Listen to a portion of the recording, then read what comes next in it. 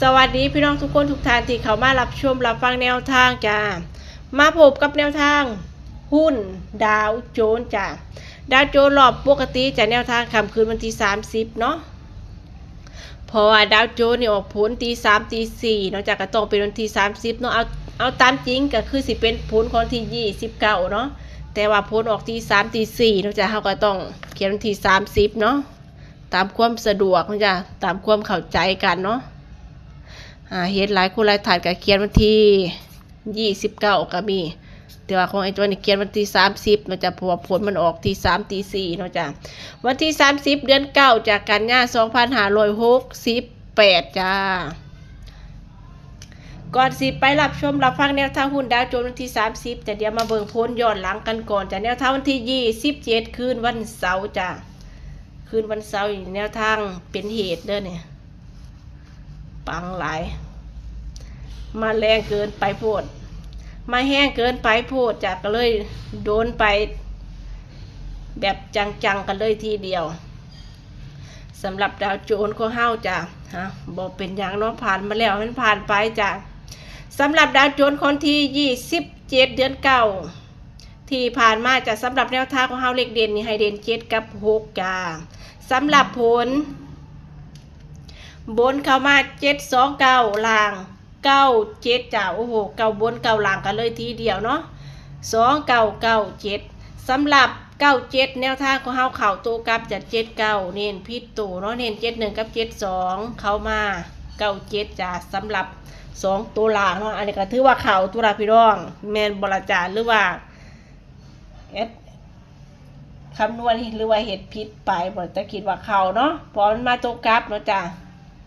97เข่า79จะสำหรับแนวทางของเฮาเนาะเด่น7ของเฮามาจะสำหรับ7นี่มาทางหลักร้อยเด้อนี่เบิ่ง72จ้ะ72มาหลักร้อยแล้วก็หลัก10เนาะตัวเน้นเลยสำหรับ72มาอยู่หลักร้อยหลัก10เนาะจ้ะโอ้สายวิ่งทานำไปวิ่งทางบนทางล่างเลยตัวนี้2นี่เดินดีโพดเนาะ2กับ9เดินดีคักเนาะช่วงนี้เบิ่งวันที่26ก็คือ3296สำหรับมื้อนี้ก็คือ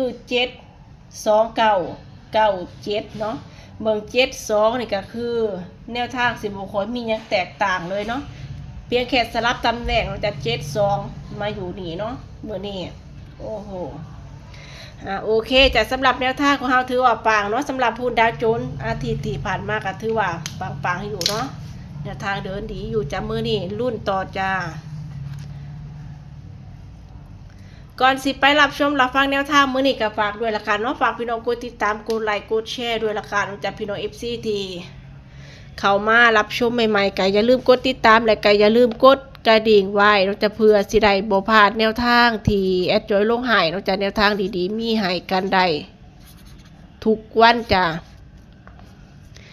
สำหรับแนวทางที่ลงหายก็มีหลายแนวทางอยู่เนาะบ่สิเป็นหุ้นเนาะจะหุ้นนิเคอิหุ้นห้างเสียงจะหุ้นดาวโจนส์ฮานอยลาวพัฒนาแนวทางรัฐบาลไทยก็มีให้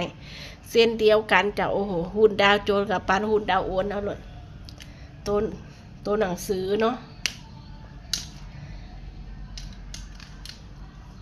สำหรับแนวทางดาวโจนส์ของเฮามือแรกจ้ะเลขเด่นมื้อนี้ให้เด่น4กับ3วิ่งลูดจ้ะสายวิ่งสายลูดของเฮาถ้ามักตัวใดชอบตัวใดก็นำไปวิ่งไปลูดได้เด้อจ้ะเบอร์เลขเด่น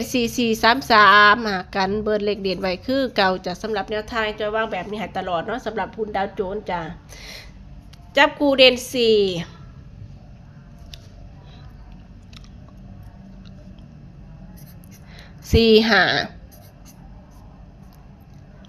5 4 6 4 7 4 8 4 9 2เดินดีคักเนาะอาทิตย์ที่แล้วสำหรับเด่น3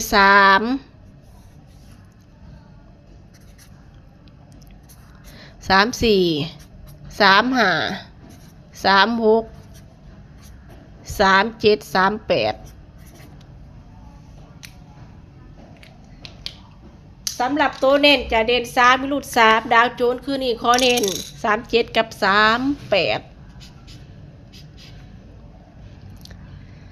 เด่นสี่เน้นสี่เจ็ดสี่เก้า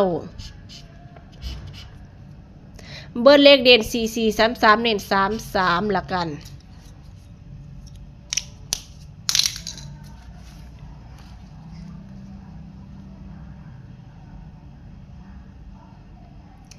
โอเคเรียบร้อยจ้ะสำหรับแนวทางดาวโจนส์ของเฮาวันที่30เนาะมื้อนี้ถือว่าเป็นมื้อแรกเราจะคอยมาปังๆละกันเนาะรับชมไว้เป็นแนวทางจะมีตัวหมักคอยตามจะบ่มีตัวหมักตัวสอบสามารถปล่อยผ่านได้เนาะจะแนวทางเป็นเพียงแค่สูตรการคำนวณจะมีเข่าและก็มีรูทเนาะก่อนสินำไปเป็นแนวทางก็ให้เปรียบเทียบพิจารณาวิเคราะห์กันอีกทีหนึ่งละกันจะที่สำคัญคือถ้ามีตัวหมักตัวชอบแล้วก็อย่าลืมไปกับถูกข้างเนาะจ้ะขอให้โชคดีกันทุกคนทุกท่านจ้ะสวัสดีจ้า